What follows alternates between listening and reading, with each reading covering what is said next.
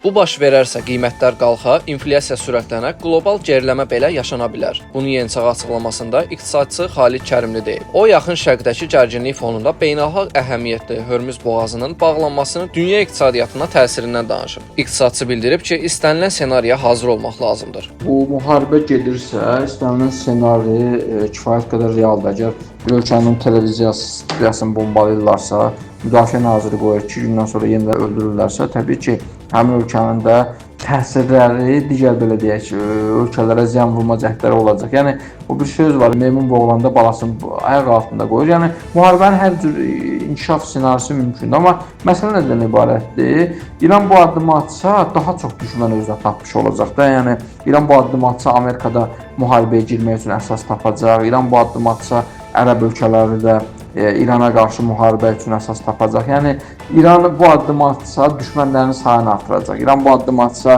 Çin də bundan narazı qalacaq. Çünki neftin qiyməti kəskin bahalaşacaq. Yəni bu addım elə sırf nə bilim İsraillə dalaşa gedib Hörmüz boğazını niyə bağlasın ki, belə bir şeydir də.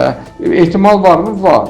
Amma edəcək kimi dediyim kimi bunun işini yaxşılaşdırmır. Əksinə düşmənlərin sayını artırır.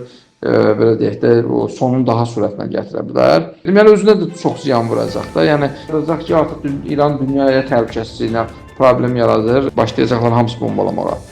Əgər olsa, neft qiymətləri 2 dəfəyə qədər bahalaşa bilər, qaz qiymətlərində artım ola bilər, xüsusən maye qaz qiymətlərində artım ola bilər, çünki maye qazı oradan tankerlərlə gedir də.